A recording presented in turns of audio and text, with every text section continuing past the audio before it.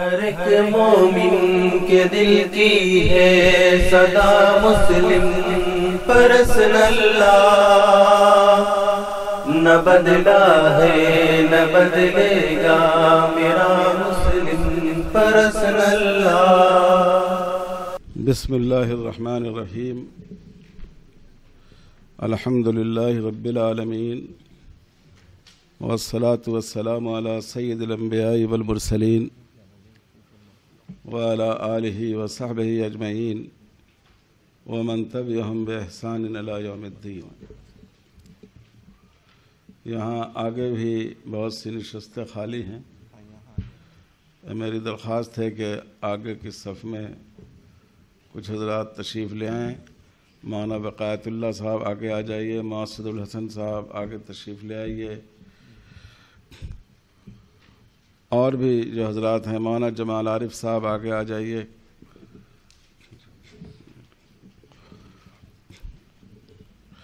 یہاں پہلی صف میں بھی کچھ جگہ خالی ہے۔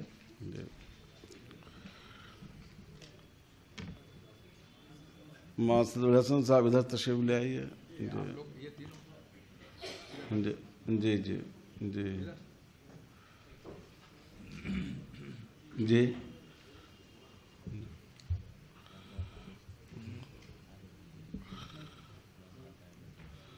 بہت سے بزرگ وہ ہیں اور اس میں بڑے اہل علم اور اصحاب فضل ہیں جن کا حق یہ تھا کہ ہم ان کو ڈائس پر بلاتے، لیکن یہ جو اسکرین ہے اس کو ڈائس پر سے ٹھیک سے دیکھا نہیں جا سکتا، تو اس لیے ہم نے بہت سے حضرات کو اپنی خواہش کے باوجود اوپر آنے کی زحمت نہیں دی ہے، اور یہاں اوپر اور نیچے بیٹھنے میں کوئی فرق نہیں ہے، ہم سب ایک دوسرے کے ساتھی ہیں، ایک دوسرے کے دوست ہیں۔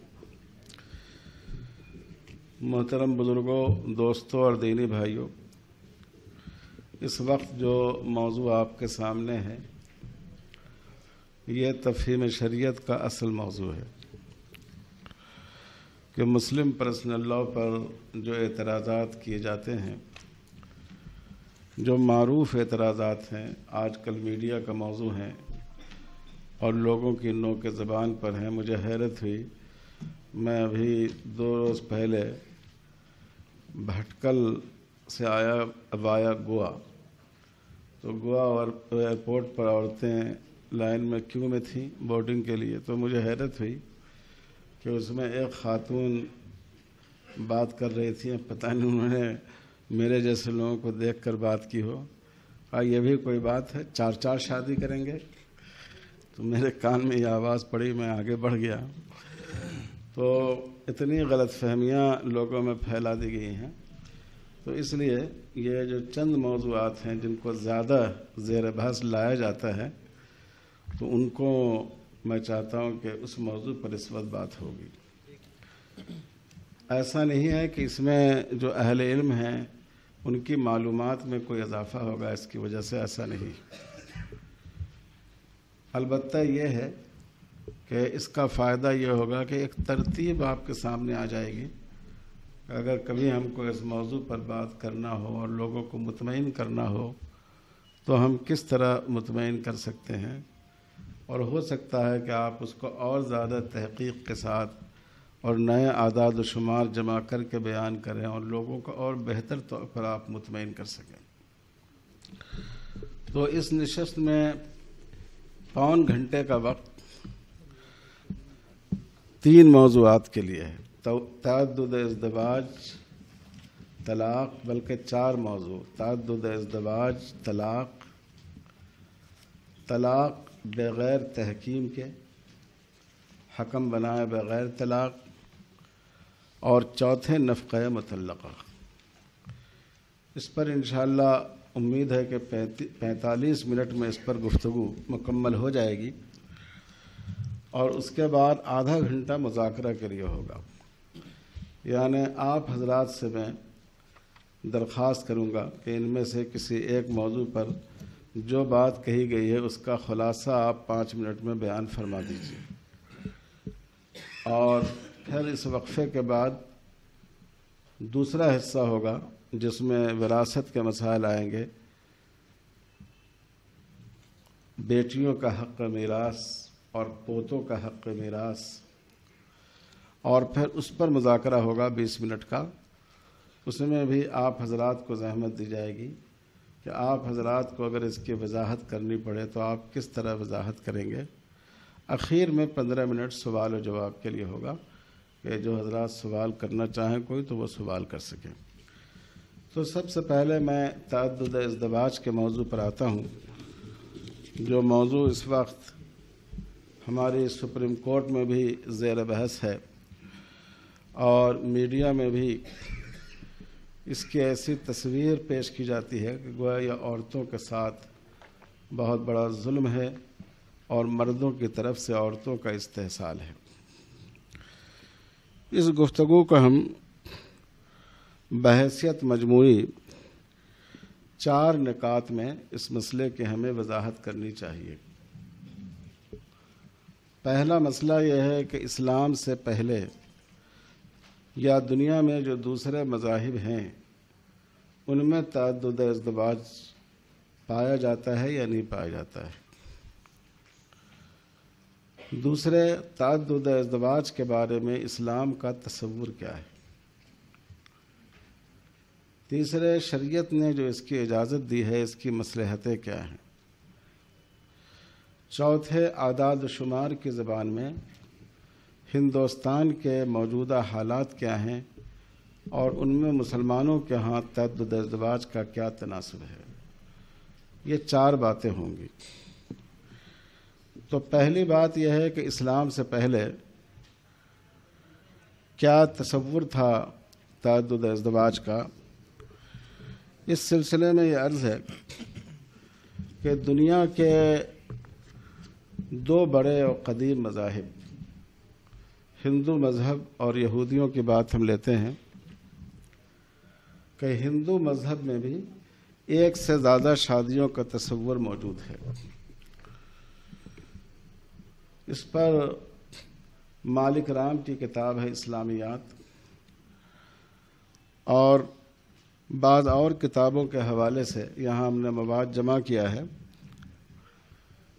कि मनु जी का जो कानून है उसके मुताबिक शूद्र को 1 शादी की इजाज़त है और वेश जो वहाँ दूसरे दर्जे की ज़ात होती है उनको 2 शादी की इजाज़त है और छतरी जो तीसरे दर्जे की ज़ात समझी जाती हैं उनको 3 बीवियों की इजाज़त है।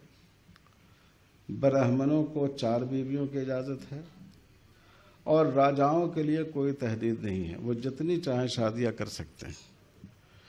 ये हमारे हिंदू भाइयों के यहाँ भी बाज़ाब्ता उनकी मजहबी किताबों में इसका ज़िक्र मौजूद है। फिर आप देखें कि महाभारत, जिसको आज हमारे बिरादरान वतन के यहाँ बड़ी मुक़द्दस किताब समझा जाता है, उसमें भगवान वासुदेव के बारे में कहा जाता है, नक़ल किया गया है कि उनकी 16,100 रानियाँ थीं। 8 रानियाँ तो अहम थीं लेकिन मजमूई तौर पर 16,100 रानियाँ थीं भगवान वासुदेव की। इसी तरह महाभारत में श्री कृष्ण जी जो हमारे हिंदू भाइयों को जिनको आइडियल समझते हैं अपना मजहबी, उनकी 7 रानियाँ तो मशहूर हैं, उनके नाम भी बाज़ाब्ता मौजूद हैं। जो अंग्रेज़ी किताबें यहाँ दी गई होंगी, जो मेरी किताब का तर्जमा है उसमें उनका ज़िक्र किया है हवाले के साथ कि 7 रानियाँ श्री कृष्ण जी की वो थीं जो मशहूर थी, जिनमें एक राधा हैं और इसके अलावा उनके बारे में नक़ल किया जाता है कि उनकी 16,000 रानियाँ थीं। खुद रामचंद्र जी जो हिंदुओं के बहुत ही मुक़द्दस गोया देवता का दर्जा देते हैं हमारे हिंदू भाई, उनके वालिद महाराजा दशरथ, उनकी 3 बीवियाँ थीं। एक बीवी से जिनका नाम कौशल्या है श्री रामचंद्र जी पैदा हुए और दूसरी बीवी समुद्रा जिनसे लक्ष्मण जी पैदा हुए और तीसरी बीवी से राजा भरत पैदा हुए जिनके नाम पर हमारे मुल्क का नाम है। تو یہ خود شری رام جی کے جو والد تھے راجا دشرتھ، ان کی 3 بیویوں کا ذکر یہ رامائن اور بھگوت گیتا میں موجود ہے۔ اسی طرح راجا پانڈو جو ہندو تاریخ کا ایک بہت مشہور کردار ان کا رہا ہے، خود ان کی 2 بیویوں کا ذکر ہندو مذہبی کتابوں میں موجود ہے۔ ایک بیوی سے ارجن پیدا ہوئے اور دوسری بیوی سے راجا سہدیو پیدا ہوئے۔ یعنی میں یہ بات اس لیے عرض کر رہا ہوں کہ ہمارے ہندو بھائیوں کے ہاں بھی اصل مذہب کے اعتبار سے ان کے یہاں بھی 1 سے زیادہ نکاح کا تصور موجود رہا ہے۔ ہمیں کسی پر ریمارک نہیں کرنا ہے، مذہب سے جو چیز ثابت ہوتی ہے اس گروہ کے نزدیک وہ مقدس ہوتی ہے۔ ہمیں حق نہیں ہے کہ ہم اس کو غلط نظر سے دیکھیں، لیکن ہم اس سے یہ ضرور سمجھتے ہیں کہ ہمارے برادران وطن کے مذہب میں بھی 1 سے زیادہ نکاح کا تصور موجود ہے، اور ان کی مقدس شخصیتوں کے ہاں 1 سے زیادہ بیویاں ان کے حرم میں رہیں۔ دنیا کا دوسرا قدیم مذہب یہودیت ہے۔ عیسائیت کا ذکر میں اس لیے کرنا ضروری نہیں سمجھتا ہوں کہ عیسائیت کے پاس کوئی شریعت نہیں ہے، چونکہ حضرت عیسیٰ علیہ السلام کا قول موجود ہے انجیلوں میں کہ میں تورات کا ایک شوشہ بھی ہٹانے کے لیے نہیں آیا ہوں۔ جو تورات کی شریعت ہے، سیدنا حضرت عیسیٰ علیہ السلام نے اپنے ماننے والوں کو اسی شریعت پر عمل کرنے کا حکم دیا۔ تو اس لیے جو مذہب یہودیوں کا ہے عملی زندگی سے متعلق، وہی قانون دراصل عیسائیوں کا بھی ہے۔ تو سیدنا حضرت ابراہیم علیہ السلام جو مسلمانوں، یہودیوں اور عیسائیوں تینوں کے ہاں مقدس شخصیت ہیں، ان کی 2 بیویوں کا ذکر تو قرآن میں بھی ہے، سیدنا حضرت سارہ اور سیدنا حضرت حاجرہ علیہم السلام، اور ایک تیسری بیوی قطورہ کا ذکر بائبل میں ہے۔ تو اس طرح حضرت ابراہیم علیہ السلام کی 3 بیویوں کا خود بائبل میں تذکرہ موجود ہے، جو ابو الانبیاء تھے، اور جو ان تینوں مذہب کے ماننے والوں کے نزدیک ان کی حیثیت اسوے کی ہے، نمونے کی ہے۔ سیدنا حضرت یعقوب علیہ السلام کی 4 بیویوں کا ذکر خود تورات میں موجود ہے۔ سیدنا حضرت موسیٰ علیہ السلام کی ایک زوجہ مطہرہ آپ کو معلوم ہے کہ حضرت شعیب علیہ السلام کی صاحبزادی ہیں، حضرت صفورہ، اور ایک اور بیوی کا ذکر حضرت موسیٰ کے بائبل میں ہے، کوشی خاتون۔ کوشی خاندان کوئی بنی اسرائیل کا کوئی قبیلہ تھا، اس قبیلے سے ان کا تعلق تھا۔ سیدنا حضرت داؤد علیہ السلام کی 6 بیویوں کا تذکرہ نام بنام بائبل میں موجود ہے، اور سیدنا حضرت سلیمان علیہ السلام کے بارے میں خود بائبل کا بیان ہے کہ ان کی 700 بیویاں تھیں اور 300 حرمیں تھیں، باندیاں تھیں، وہ 1000 کی تعداد ہوتی ہے۔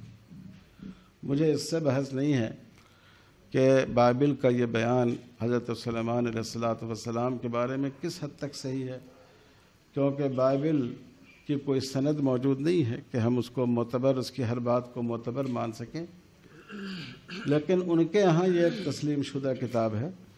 تو اس سے معلوم یہ ہوا کہ یہ دنیا کے جو 2 قدیم مذاہب ہیں، ہندو مذہب اور یہودی مذہب، ان دونوں کے ہاں 1 سے زیادہ نکاح کا تصور موجود ہے۔ یہ صرف ایسا نہیں ہے کہ اسلام نے اس قسم کی تعلیم دی ہو۔ دوسری بات جو میں نے ذکر کی وہ یہ ہے کہ اسلام کا تصور تعدد ازدواج کے بارے میں کیا ہے، 1 سے زیادہ شادیوں کے بارے میں کیا ہے۔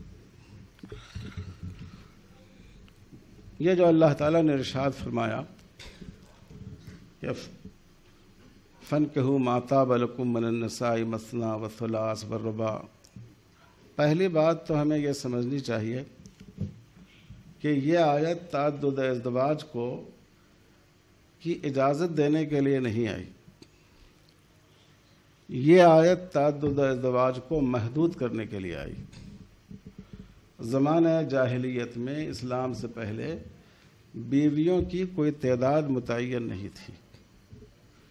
عربوں کے ہاں نکاح کا تصور تھا، ان کے ہاں بیویاں ہوتی تھیں۔ دوسری قوموں میں جن کے ہاں حرام و حلال کا تصور نہیں تھا، ان کے ہاں غیر قانونی تعلق ہوتا تھا، اس کی کوئی تحدید نہیں تھی۔ اللہ تعالیٰ نے جو آیت نازل فرمائی، یہ تعداد بیویوں کی تعداد میں توسیع کرنے کے لیے نہیں، بلکہ اس کی تحدید کے لیے، اس کو محدود کرنے کے لیے کہ اللہ تعالیٰ نے فرمایا کہ زیادہ سے زیادہ اگر تم ایک سے زیادہ نکاح کرنا چاہو تو 2 ہیں، اس سے زیادہ چاہو تو 3 ہیں، زیادہ سے زیادہ 4 ہیں۔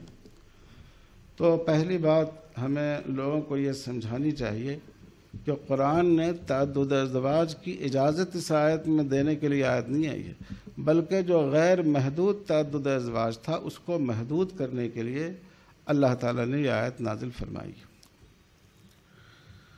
دوسری بات یہ ہے کہ شریعت نے جو یہاں لفظ استعمال کیا وہ اباحت کا ہے، جواز کا ہے۔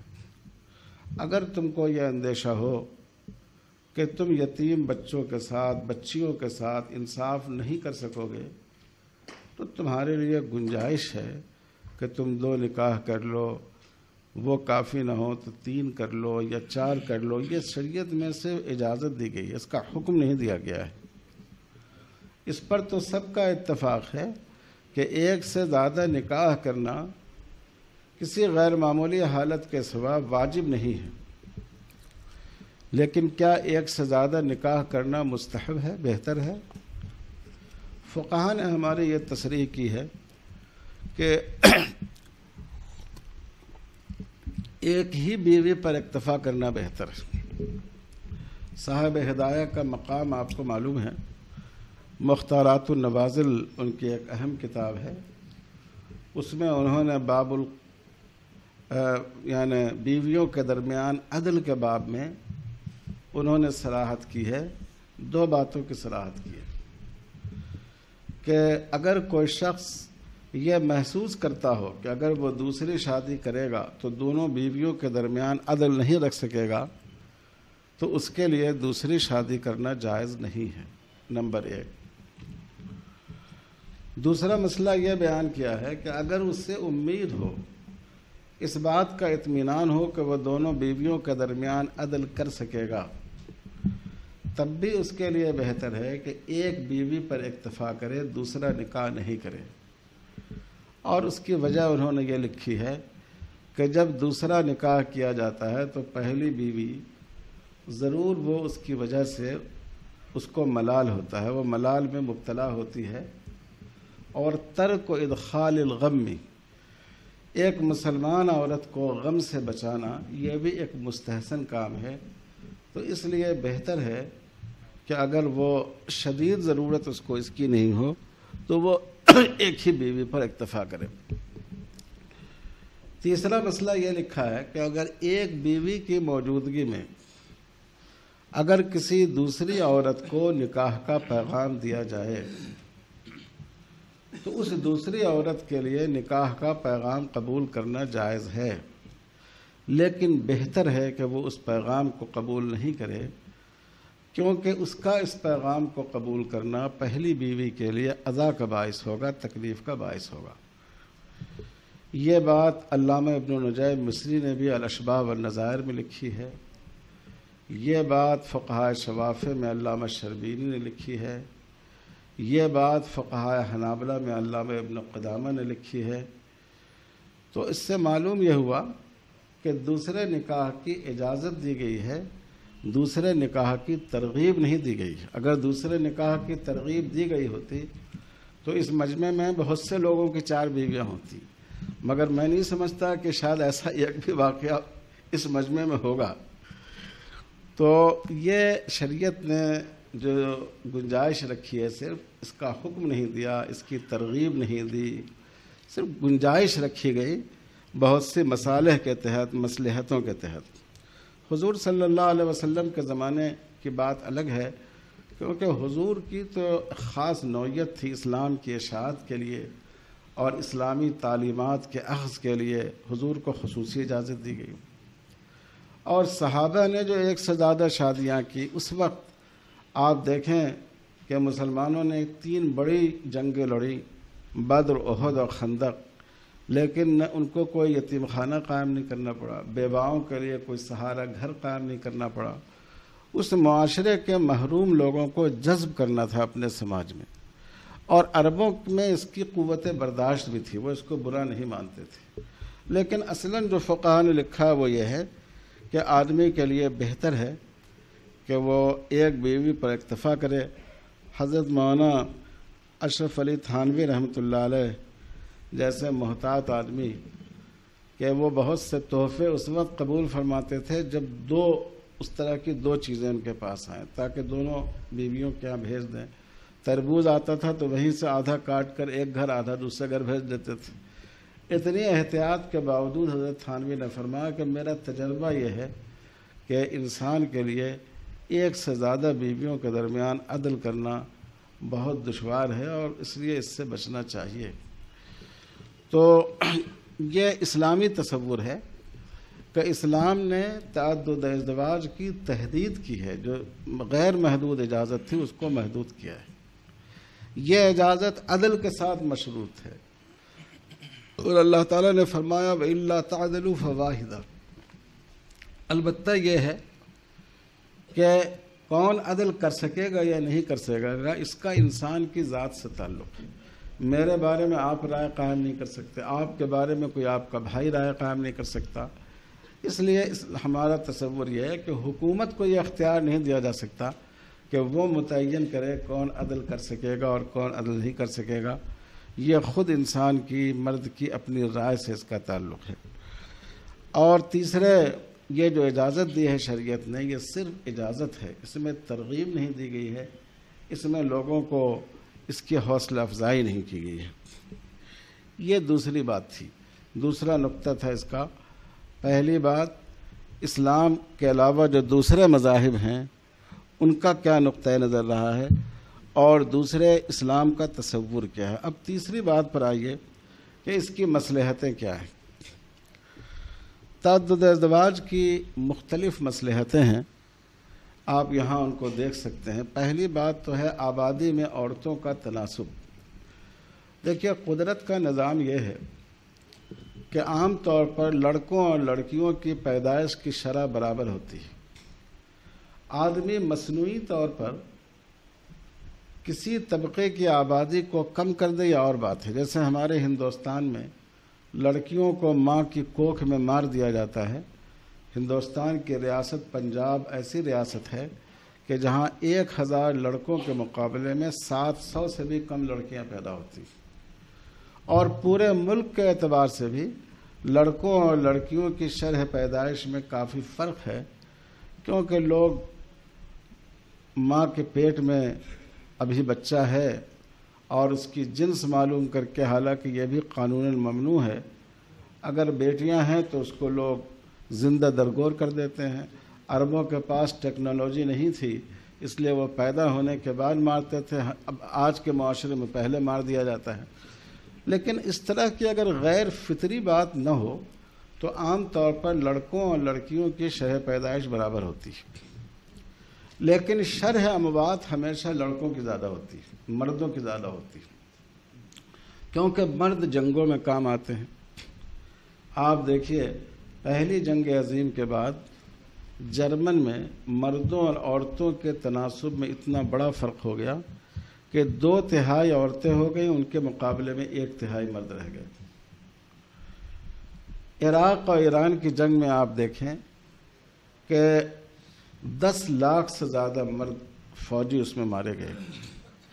اس وقت آپ دیکھ لیں عراق میں اور شام میں جو صورتحال ہے، کہ آج شام کے بارے میں آپ نے سنا ہوگا کہ کتنی عورتیں ایسی ہیں کہ جن کے شوہر مارے جا چکے ہیں، جن کے والدین مارے جا چکے ہیں، جو بالکل بے سہارا ہیں۔ تو شرح پیدائش میں لڑکوں اور لڑکیوں کے زیادہ فرق نہیں ہوتا ہے، لیکن شرح اموات مردوں کی زیادہ ہوتی ہے۔ ایکسیڈنٹ میں زیادہ مردوں کی موت ہوتی ہے، جرائم میں زیادہ مردوں کی موت ہوتی ہے، جیل میں مردوں کی تعداد زیادہ ہوتی ہے، تو اس بنیاد پر یہ عددی تناسب میں توازن باقی نہیں رہتا۔ بہت سی دفعہ عورتوں کی تعداد بڑھ جاتی ہے اور مردوں کی تعداد ان کے مقابلے میں کم ہو جاتی ہے۔ تو ظاہر ہے کہ ایسی صورتحال میں جن عورتوں کے لیے کوئی مرد میسر نہ ہو، اگر مردوں کے لیے دوسرے نکاح کا راستہ نہیں رکھا جائے تو آپ سوچیں اس عورت کی زندگی کتنی خراب زندگی ہوگی۔ ایک بے سہارگی کی زندگی، ایک ایسی زندگی جس میں عورت بعض قسم کے مردوں کے ہوس کا ذریعہ بنتی رہے۔ تو یہ ایک بڑی مصلحت ہے کہ آبادی کے تناسب میں اگرچہ شرح پیدائش میں زیادہ فرق نہیں ہوتا، لیکن شرح اموات میں فرق ہونے کی وجہ سے، اور ہر ملک کی شرح اموات میں تقریباً مردوں کی شرح زیادہ ہوتی ہے، تو اس لحاظ سے ایسے موقع پر ضرورت ہوتی ہے ایک سے زیادہ نکاح کی۔ دوسرے، اخلاق کی حفاظت۔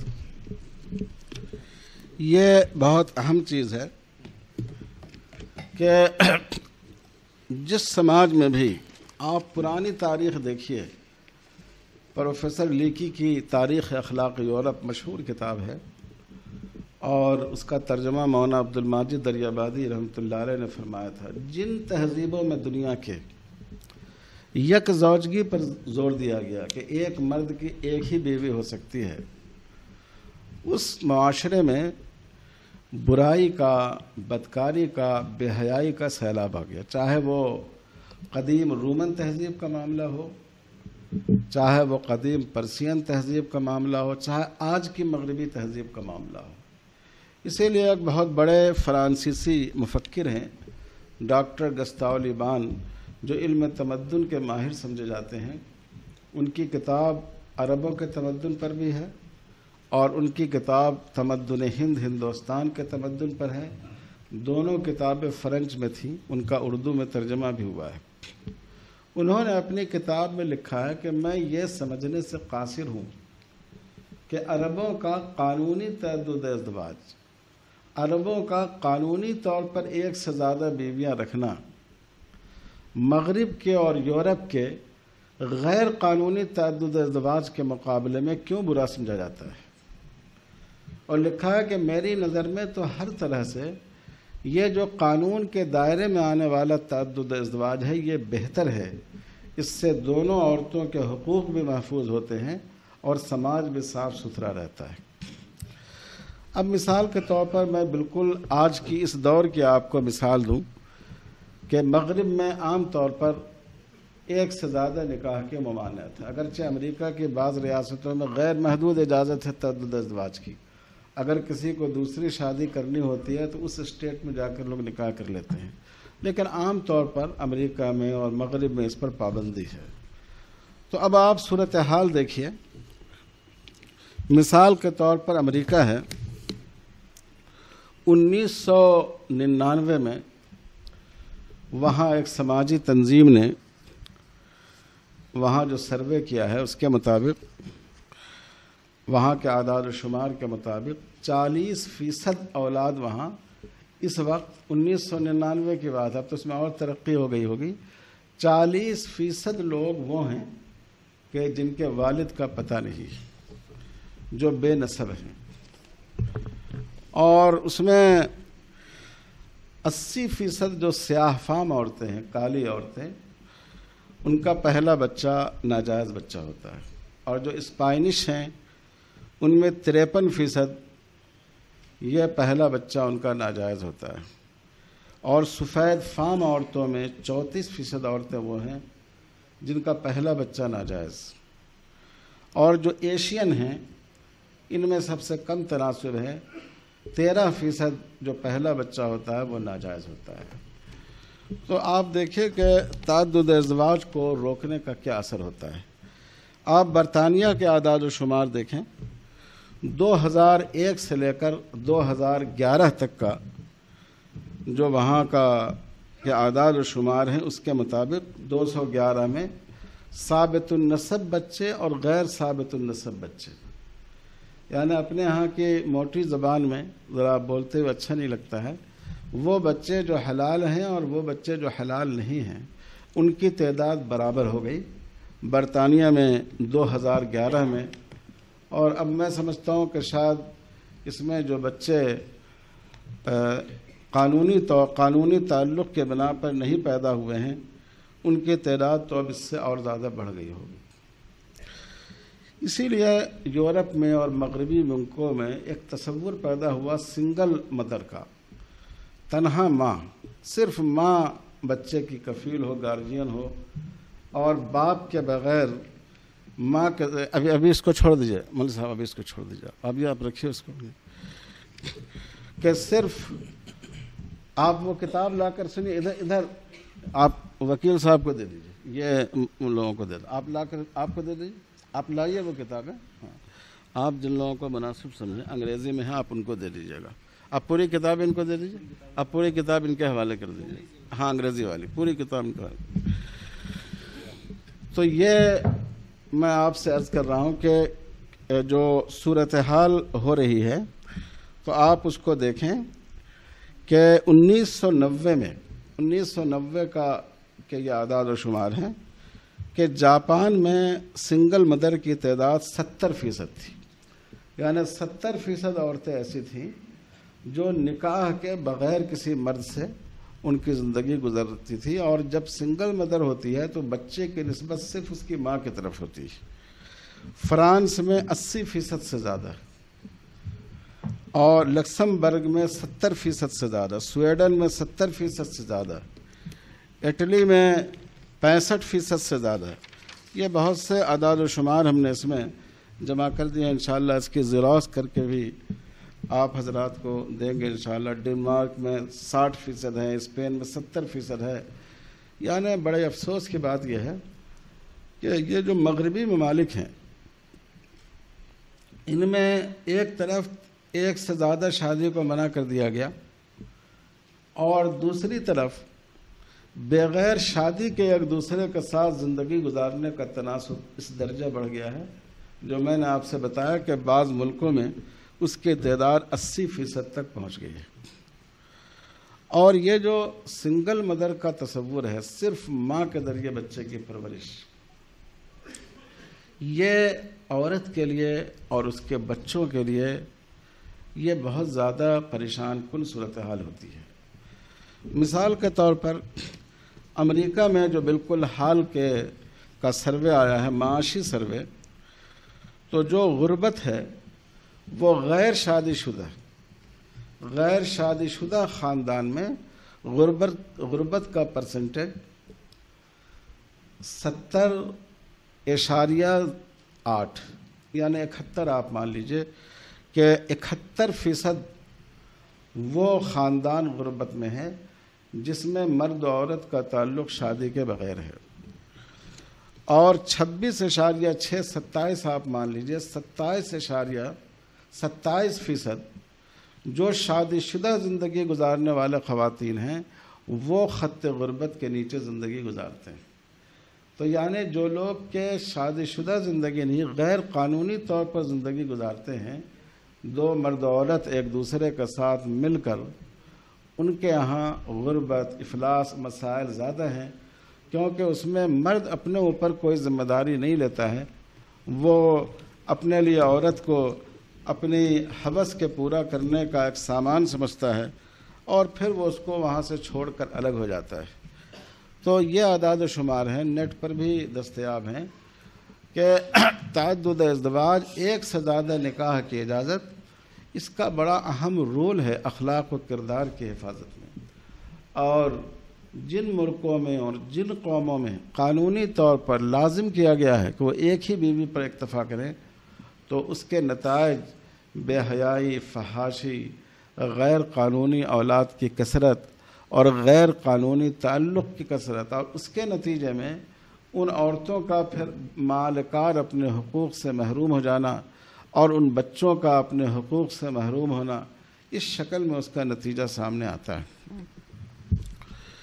تیسری بات یہ ہے اس میں اس کو آگے بڑھائیے کہ دوسرے نکاح کی ضرورت بھی پڑتی ہے. یہ نہیں ہے کہ دوسرا نکاح کرنا آدمی کا صرف شوق کے لیے ہے. دوسرے نکاح کی کئی سماجی، عمرانی اور طبعی ضرورت سماج میں اس کی نوبت آتی ہے، ضرورت پیش آتی ہے.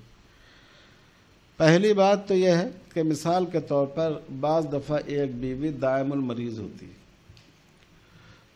اتنی بیمار ہوتی ہے، ایسی مریض ہو جاتی ہے کہ وہ مرد کی ضرورت کو پورا نہیں کر سکتی.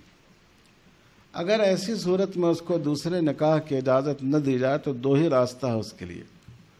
یا تو وہ اس کو طلاق دے دے اور دوسرا نکاح کرے، یا پھر وہ غیر اخلاقی راستہ اختیار کرے. اسی بیمار دوسرے اولاد کا نہ ہونا، بعض دفعہ آج کل بانجھپن کی بیماری بڑھ رہی ہے تو عورت میں ماں بننے کی صلاحیت نہیں ہوتی ہے. ایسی صورتحال میں اگر اس کو دوسری شادی کی اجازت نہ دی جائے تو بعض مرد تو اس کو برداشت کر لیتے ہیں، اکثر برداشت کر لیتے ہیں، لیکن بعض ایسے بھی ہوتے ہیں جن میں صاحب اولاد ہونے کا جذبہ اتنا شدید ہوتا ہے کہ وہ اس کو برداشت کرنے کے لیے تیار نہیں ہوتے. اگر ان کو دوسرے نکاح کی اجازت دے دی جائے تو اس کا نتیجہ یہ ہوگا کہ وہ اس کو طلاق دے دیں اور دوسری شادی کر لیں. یہ عورت کے لیے زیادہ نقصان دہ ہے، اور خاص کر ایک ایسی عورت جس کے بارے میں لوگوں کو یہ بات معلوم ہو چکی ہو کہ اس میں ماں بننے کی صلاحیت نہیں ہے. اگر اس کو شوہر نے طلاق دے دی تو اس کے لیے دوسرا نکاح کرنا بھی دشوار ہو جاتا ہے. تو یہ بھی ایک اہم سبب ہے اس کا. تیسرے طبعی ضرورت ہے، جیسا کہ میں نے عرض کیا کہ بعض لوگ ایسے ہیں کہ جن کو ایک سے زیادہ بیویوں کی ضرورت ہوتی ہے، اور ایسی صورت میں اگر اس کو اجازت نہ دی جائے تو سماج میں اس سے برائی پھیلے گی، بے حیائی پھیلے گی. اسی طرح بعض دفعہ میاں بیوی میں اتنا اختلاف ہو جاتا ہے، ایک دوسرے سے کسی وجہ سے اتنی دوریاں بن جاتی ہیں کہ شوہر طے کر لیتا ہے کہ مجھے طلاق دے دینی. یہ نفرت بیوی کی غلطی سے بھی ہو سکتی ہے، یہ نفرت شوہر کی غلطی سے بھی ہو سکتی ہے، یہ نفرت طبیعت اور مزاج کے اختلاف کی وجہ سے بھی ہو سکتی ہے. اب بیوی کے بچے ہیں، اس شوہر اور بیوی کے بچے بھی ہیں کئی، تو اگر ایسی صورت میں اس کو دوسرے نکاح کی اجازت نہیں دی جائے تو وہ کوشش کرتا ہے کہ اس کو طلاق دے دے. عورت بھی بے سہارا ہوگی، اس کے بچے بھی بے سہارا ہو جائیں گے. تو کئی ایسے مواقع آتے ہیں کہ جہاں تعدد ازدواج کی، حالانکہ اسلام نے حوصلہ افزائی نہیں کی ہے لیکن گنجائش اس لیے رکھی ہے کہ کئی ایسے مواقع آتے ہیں جہاں دوسری شادی ہی انسان کے مسئلے کا حل ہوتی ہے. اس لیے حقیقت یہ ہے کہ دوسری شادی مسئلہ نہیں ہے، دوسری شادی مسئلے کا حل ہے. بہت سی صورتوں میں یہ دوسری شادی مسئلے کا حل بن کر یہ سامنے یہ مسئلہ آتا ہے. چوتھی بات اس میں دیکھنے کی یہ ہے کہ موجودہ صورتحال کیا ہے. آگے بڑھائیے اس کو. موجودہ صورتحال یہ ہے کہ اس کو ہمیں دیکھنے کی ضرورت ہے. عام طور پر یہ بات سمجھی جاتی ہے کہ مسلمانوں کے ہاں تعدد ازدواج کا تناسب بہت زیادہ ہے، اور بعض لوگ تو ایسا سمجھتے ہیں کہ گویا ہر مسلمان 4 شادی کرتا ہے. مسلمان تو بیچارہ ایک ہی بیوی کی کفالت نہیں کر پاتا ہے تو وہ 4 شادی کر بھی کیسے سکتا ہے. لیکن ہندوستان کی جتنی سروے رپورٹ ہے، یہ جو آپ کے پاس 2 ورق کا ورقیہ پہنچا ہے، اس میں اس کے اعداد و شمار موجود ہیں کہ جتنے بھی اعداد و شمار اب تک آئے ہیں ہندوستان میں، بلکہ آزادی کے بعد سے، ان سب میں سب سے کم تعدد ازدواج کی شرح مسلمانوں کے ہاں ہے، اور سب سے زیادہ تعدد ازدواج کی شرح قبائلیوں کے ہاں ہے. قبائلیوں کے ہاں تو بعض دفعہ آپ اس میں دیکھیں گے 15% بھی تعدد ازدواج کی شرح ہے. ہمارے یہاں پہلے سے بھی وہ نہیں 1.1% نہیں، 1000 میں 1 فی 1000 یہ ہمارے یہاں طلاق کا پرسنٹیج ہے. تو اس لیے اگر دیکھا جائے تو یہ کوئی ایسا مسئلہ نہیں ہے جس کو اتنی زیادہ اہمیت دی جائے جتنی اہمیت اس وقت دی جا رہی ہے. یہ مجھے دوسری بات کرنی تھی طلاق کے بارے میں. اب تیسری بات ہے طلاق قبل التحکیم، یعنی ایک تصور یہ ہے کہ طلاق کا اختیار شوہر کو دینے کے بجائے یہ بات ان پر لازم کر دی جائے کہ مرد حکم کے سامنے، پنچوں کے سامنے اپنے معاملے کو رکھے اور پنچوں سے مشورہ کرنے کے بعد پھر وہ طلاق دے، یہ بات کہی جاتی ہے۔ ہمارے ہندوستان میں جسٹس بہر اسلام صاحب نے جب گوہاٹی ہائی کورٹ کے وہ جج تھے، چیف جسٹس تھے، اس وقت انہوں نے فیصلہ کیا کہ طلاق سے پہلے تحکیم ضروری ہے۔ پھر سپریم کورٹ نے فیصلہ کیا، اب مختلف ہائی کورٹ فیصلے کر رہے ہیں، لیکن اسلام یہ کہتا ہے کہ یہ بہتر ہے کہ اگر میاں بیوی کے درمیان نزاع پیدا ہو تو خاندان کے بزرگ لوگ بیٹھ کر اس مسئلے کو حل کرنے کی کوشش کریں۔ یہ جو کورٹ نے تشریح کی ہے کہ قرآن کہتا ہے فَبَعَثُوا حَكَمًا مِّنْ أَهْلِهِ وَحَكَمًا مِّنْ أَهْلِهَا، ایک حکم آپ کے پاس ایسی ٹیکنالوجی ہے جس کے ذریعے آپ دشمن کو مغلوب کر سکتے ہیں، لیکن اس ٹیکنالوجی کا استعمال آپ ظالموں کے خلاف کریں گے یا مظلوموں کے خلاف کریں گے۔ آپ کے پاس تیز رفتار کار موجود ہے، آپ اس سے سفر کر سکتے ہیں، لیکن کیا آپ اس طرح سفر کریں گے کہ راستے میں آنے والوں کو رونٹ ڈالیں، کسی کی جان کی پرواہ نہیں کریں، یا آپ دوسروں کی رعایت کرتے ہوئے سفر کریں گے؟ شریعت کا موضوع یہ ہے کہ جو فطرت کے تقاضے ہیں، فطرت کے مطالبات ہیں، ان کو کس طرح کنٹرول میں رکھتے ہوئے پورا کیا جائے۔ اسی لیے اللہ تعالیٰ نے فرمایا کہ یہ قانون قیامت تک کے لیے ہے۔ جتنی ٹیکنالوجی بڑھے گی، جتنی زیادہ ترقی ہوگی، جتنے زیادہ وسائل پیدا ہوں گے، قانون شریعت کی ضرورت اور اس کی رہنمائی کی حاجت انسان کو اور زیادہ بڑھتی چلی جائے گی۔ اس لیے ہم لوگ یہ کہتے ہیں کہ اسلام ایک ایسی شریعت ہے جو قیامت تک کے لیے ہے۔ اس میں ایسی لچک رکھی گئی ہے کہ ہر زمانے کی ضرورت اس میں پوری ہو جائے اور ترقی یافتہ سے ترقی یافتہ تمدن کو بھی اس کے ذریعے رہنمائی حاصل ہو جائے۔ اسی لیے ہم دیکھتے ہیں کہ خود پرسنل لاء کے بارے میں اسلام نے جو تصور پیش کیا، آج پوری دنیا اس کو قبول کرتی ہے۔ آپ کو معلوم ہے دنیا کے کسی مذہب میں عورت کو حق میراث نہیں ملتا تھا۔ اسلام پہلا مذہب ہے جس نے عورت کو وارث بنایا۔ خود برطانیہ میں 19ویں صدی میں آ کر عورت کو حق میراث دیا گیا۔ آج پوری دنیا عورت کے لیے حق میراث کو مانتی ہے۔ اسلام کے علاوہ دنیا کے جتنے بڑے مذاہب ہیں، آج کسی میں طلاق کا تصور نہیں تھا۔ اسلام نے طلاق کا تصور دیا اور آج ساری دنیا اس بات کو مانتی ہے کہ طلاق ایک ضرورت بن جاتی ہے۔ اسلام نے بیوہ عورت کے نکاح ثانی کا تصور دیا۔ نہ ہمارے ہندو بھائیوں کے یہاں اس کا تصور تھا، نہ عیسائی بھائیوں کے یہاں اس کا تصور تھا۔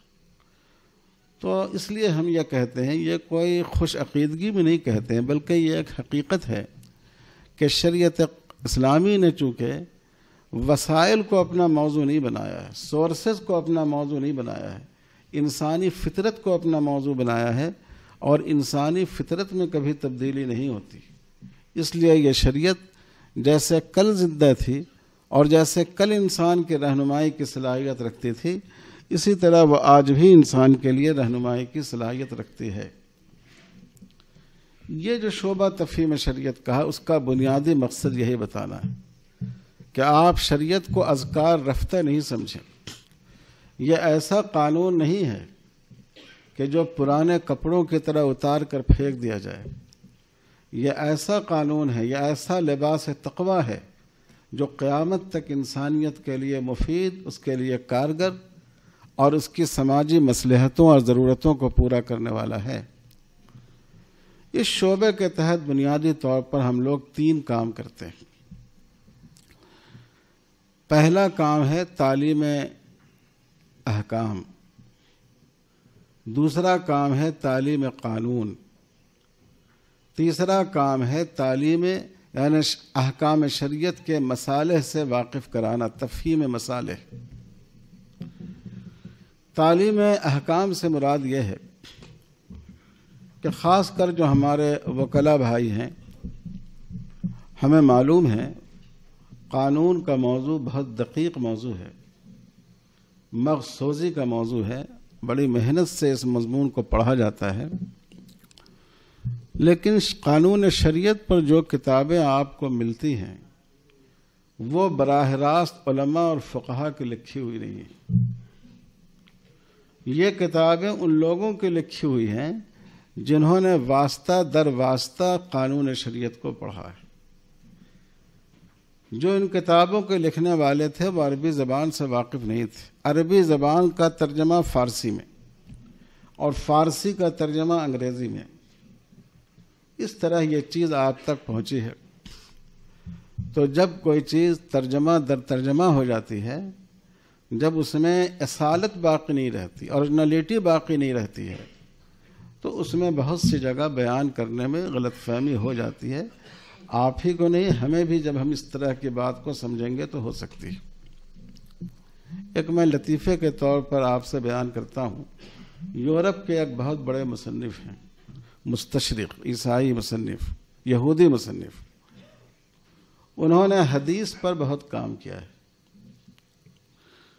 انہوں نے حدیث کی ایک کتاب کو ایڈٹ کیا جس میں حدیث کے مضمون کو بیان کرتے ہوئے کہا گیا ہے وَرَفَعَهُ فلاں۔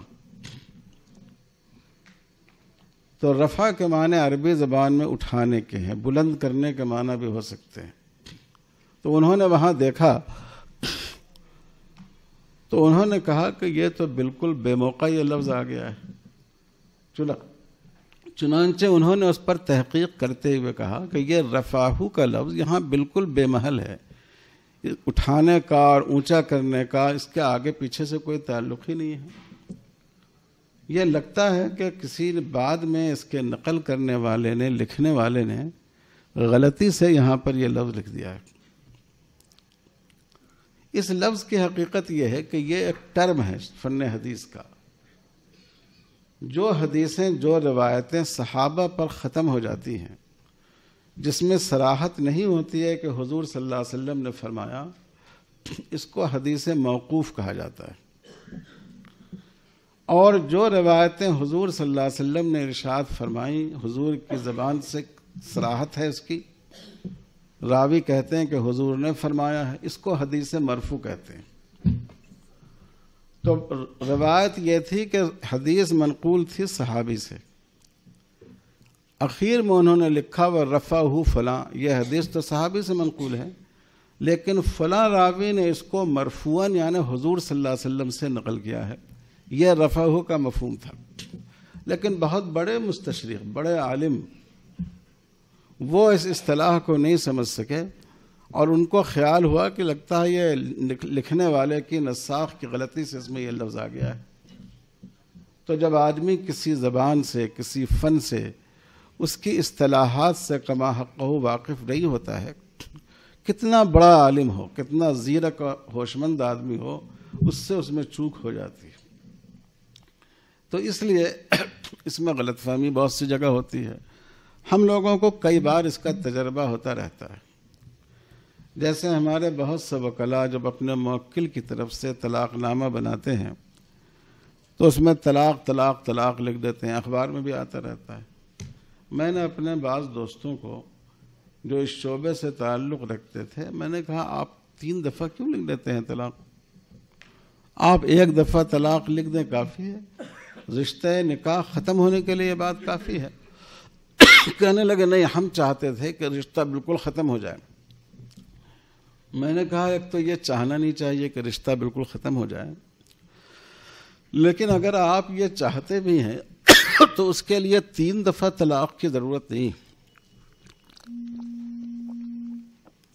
اگر آپ یہ لکھ دیں کہ طلاق بائن دے دیا، رشتہ ختم ہونے کے لیے کافی ہے، بالکل رشتہ ختم ہو جائے گا۔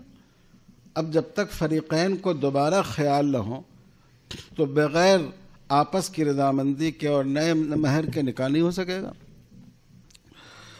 اسی طرح جیسے میں آپ سے بتاؤں کہ ہمارے بعض وکلاء کے ذہن میں یہ بات ہے کہ جیسے مرد کو طلاق کا اختیار ہے ویسے ہی عورت کو خلا کا اختیار ہے، تو یہاں تک کہ نوٹس بھی جاری کر دیتے ہیں کہ میری موکلہ نے آپ کو خلا دے دیا، خلا خلا خلا. تو یہ ایسا نہیں ہے. خلا طلاق کی ایک شکل ہے. شریعت میں علیحدگی کی بنیادی طور پر 3 شکلیں ہیں. ایک شکل یہ ہے کہ مرد کی طرف سے ہو جائے، یہ طلاق ہے. ایک شکل یہ ہے کہ عدالت کی طرف سے ہو، یہ فسخ نکاح ہے. ایک شکل یہ ہے کہ شوہر و بیوی کی آپسی رضامندی سے ہو، یہ خلا ہے. تو ایسا نہیں ہے کہ عورت کو تنہا خلا دے دینے کا حق حاصل ہے. اخبارات میں بار بار یہ اشتہار آتا رہتا ہے، اورنگ آباد کا مجھے نہیں معلوم، لیکن اکثر جگہ اردو اخبارات میں اس طرح کی نوٹس آپ کو مل جائے گی کہ ہمارے موکل فلاں نے فلاں کو عاق کر دیا.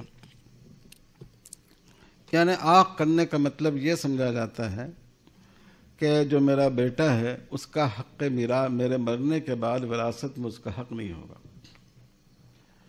شرعاً عاق کرنے کا کوئی تصور نہیں ہے. شریعت میں عاق کرنے سے کسی کا حق ختم نہیں ہوتا ہے. انسان جو خود دے اس سے وہ کسی کو محروم کر سکتا ہے. اللہ نے جس کو کوئی چیز دی ہو اس سے انسان محروم نہیں کر سکتا ہے.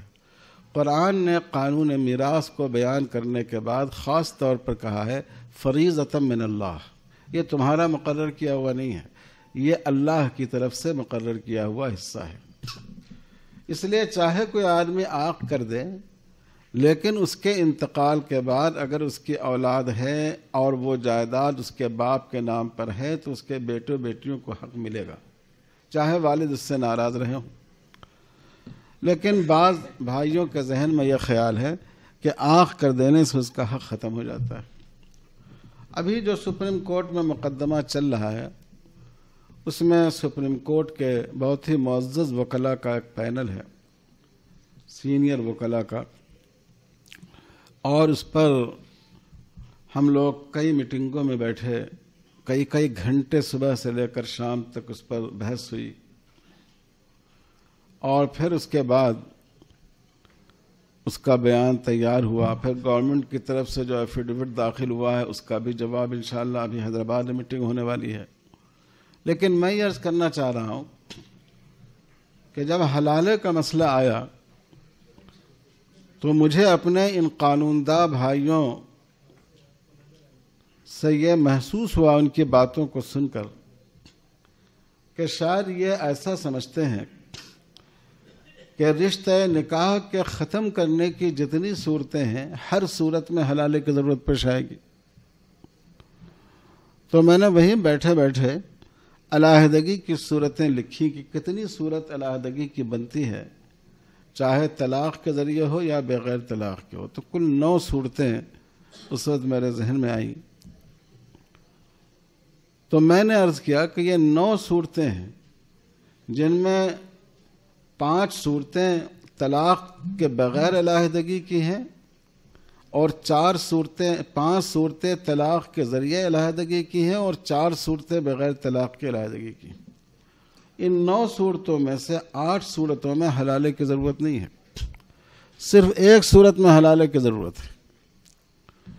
تو ایک مقصد جو تفہیم شریعت کا ہے وہ یہ کہ ایسے مسائل کے بارے میں علماء اور وکلاء آپسی مذاکرے کے ذریعہ اگر ہمارے وکلاء بھائی کو کہیں کسی مسئلے کے سمجھنے میں ان سے کچھ چوک ہو رہی ہو تو ان کی مدد کرنا ہے. دوسرا مقصد اس کا قانون کی تعلیم ہے. میں نے آپ سے عرض کیا جو ہمارے حضرات علماء ہیں، ہم لوگوں نے فقہ کی کتابیں تو پڑھی ہیں لیکن ہم نے ملک کا دستور نہیں پڑھا ہے، ہم نے قانون نہیں پڑھا ہے. عدالت سے جو مخالف شریعت فیصلے ہوتے ہیں وہ فیصلے ہمارے سامنے نہیں ہیں. اگر فیصلے کا اجمالی علم ہے تو عدالت نے کن بنیادوں پر یہ فیصلہ دیا ہے، کہاں اس کا قانون شریعت سے ٹکراؤ ہوتا ہے، یہ ہمیں معلوم نہیں ہے. علماء کو اس سے باخبر ہونا چاہیے. آپ جب کسی موضوع پر گفتگو کریں تو وہ گفتگو بصیرت کے ساتھ ہونی چاہیے، اس کے بارے میں معلومات ہونی چاہیے۔